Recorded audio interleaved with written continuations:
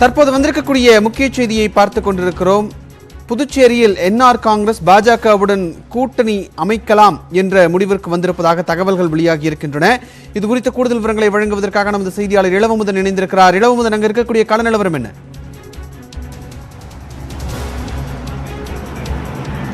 Vishnu, NR காங்கிரஸோட முடிவு என்ன என்பதுதான் புதுச்சேரியின் ஒட்டுமொத்த கேள்வியாக இருந்தது. அந்த கேள்விக்கு தற்பொழுது விடை கிடைத்திருக்கிறது. அதாவது பாரதிய ஜனதா கட்சியோட கூட்டணி வைப்பது என்றது முடிவு எடுத்திருக்கிறார்கள்.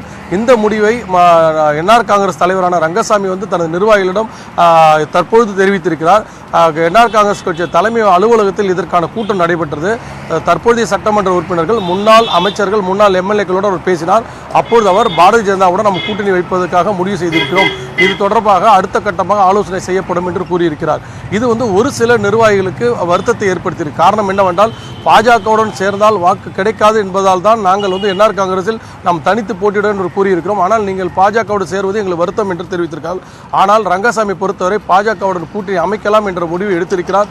இந்த முடிவு பாரதிய ஜனதா கட்சிக்கும் அதிமுகவும் பெரிய வரவேற்பை பெற்றிருக்கு. விஷ்ணு, இந்த முடிவு அதிகாரப்பூர்வமாக எப்போது வெளியிடப்படும்? இது தகவல்கள் அப்படின்ற சூழ்நிலையில் இது அதிகாரப்பூர்வமாக எப்போது வெளியாக வாய்ப்பு இருக்கு? நிச்சயமாக கூட்டம் முடிந்து வெளியே வந்த ரங்கசாமியிடம் நம்ம செய்தியாளர்கள் கேட்டதற்கு தங்களுடைய முடிவு என்னென்றால், விரைவில் நான் சொல்வேன். இதை தான் அவர் பலமுறை சொல்லியிருக்கிறார். மீண்டும் அதே வார்த்தை தான் சொல்கிறார், விரைவில் நான் அறிவிப்பேன் என்று கூறியிருக்கிறார். உங்களுடைய கருத்துக்காக அனைத்து கட்சிகளும் காத்திருக்கின்றன, புதுச்சேரி மக்களும் காத்திருக்கிறார்கள். உங்கள் பதில் என்ன என்று கேட்டதற்கு விரைவில் சொல்வேன் என்று அவர் கூறுகிறார். நிச்சயமாக பாரதிய ஜனதாவோட கூட்டணி வைப்பதுதான் அவரோட முடிவாக இருக்கிறது. அதுதான் நிர்வாகிகளிடம் தெரிவித்திருக்கிறார். அதில் ஒரு சில நிர்வாகிகள் எதிர்ப்பு தெரிவித்திருக்கிறார்கள். இது எந்த மாதிரி முடிவு வரும் என்று நாம் பொறுத்திருந்து பார்க்க வேண்டும். விஷ்ணு, பாஜகவுடன் கூட்டணி அப்படின்றது ஒரு புறம் இருக்க, பாஜகவினுடைய தலைமையில் இந்த கூட்டணி அப்படின்றது என்ஆர் காங்கிரஸ் ஏத்துக்குமா?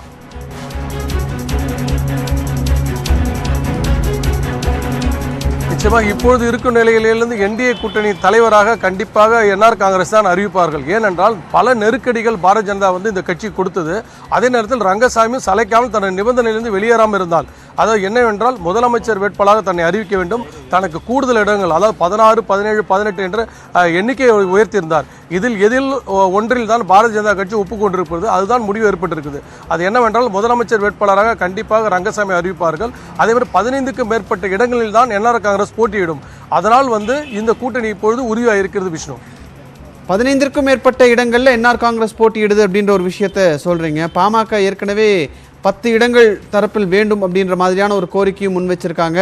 பாஜகவிற்காக அவங்க முன்வைத்த கோரிக்கை பாமக 10 இடங்களுக்கிட்ட வேணும் அப்படின்னு சொல்லி ஒரு விஷயத்தை முன் வச்சிருக்காங்க. இது அரசியல் களத்தில் எந்தெந்த மாதிரியான மாற்றத்தை ஏற்படுத்தும்னு அங்க இருக்கக்கூடிய நிலவரம் சொல்லுது.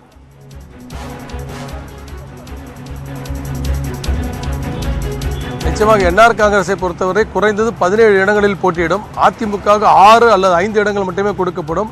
பாமகவுக்கு 1 இடங்கள் வழங்கலாம் என்று எதிர்பார்க்கப்படுது. மீதமுள்ள இடங்களில் பாரதிய ஜனதா கட்சி போட்டியிடலாம். ஆனால் பாரதிய ஜனதா கட்சியை நம்பிதான் காங்கிரஸ் மற்றும் பல்வேறு கட்சியை சேர்ந்த சட்டமன்ற பதவி விலகி வந்திருக்கிறார்கள்.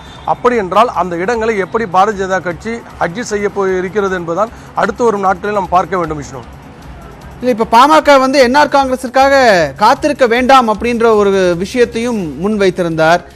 பாமக தரப்பிலிருந்து அப்படி ஒரு விஷயமும் முன்வைக்கப்பட்டது. இதற்கு பிஜேபி தரப்பிலிருந்து என்ன பதில் அளிக்கப்பட்டது? இப்போ இந்த கூட்டணி உருவாகுது அப்படின்ற பட்சத்தில் இது எந்த மாதிரியான மாற்றத்தை கொண்டு வரும்? நிச்சயமாக பாட்டாளி மக்கள் கட்சியை பொறுத்தவரை ரங்கசாமி கூட்டணிக்கு வர வேண்டும் என்று தான் முதல்ல அவர் தெரிவித்திருந்தார். அவர் வராத பட்சத்தில் அவருக்காக நம்ம நாளை கடத்த வேண்டாம், அவருக்காக காத்திருக்க வேண்டாம் என்று கூறினார்.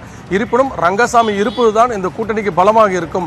அவர் அந்த கூட்டணியை விட்டு சென்றால் காங்கிரஸ் திமுக மீண்டும் வெற்றி பெறுவதற்கான வாய்ப்புகள் இருக்கும் என்று அவர் ஏற்கனவே குறிப்பிட்டிருந்தார். அப்படி இருக்கும்போது, அதாவது என்ஆர் காங்கிரஸ் இருக்காத பட்சத்தில் தங்களுக்கு 10 அல்லது குறைந்தது 5 இடங்களாவது வேண்டும் என்று கேட்டிருக்கிறார்கள்.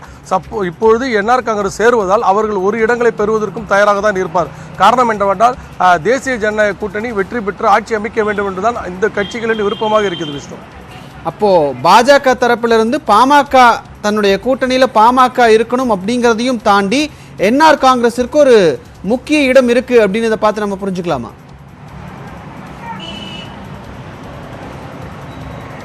நிச்சயமாக என்ஆர் காங்கிரஸுக்கு முக்கிய இடம் இருப்பதனால்தான் இத்தனை நாள் பாரதிய ஜனதா கட்சி காத்திருக்கிறது. அதற்காக தான் மேல்நிலை தலைவர்கள் தொடர்ந்து அவரிடம் பேச்சுவார்த்தை நடத்தியிருக்கிறார்கள். அந்த பேச்சுவார்த்தையின் அடிப்படையில் தான் தற்பொழுது இந்த கூட்டணி உறுதி செய்யப்பட்டிருக்கிறது. விஷ்ணு. நன்றி இளவமதன் உங்களுடைய தகவல்களுக்கு.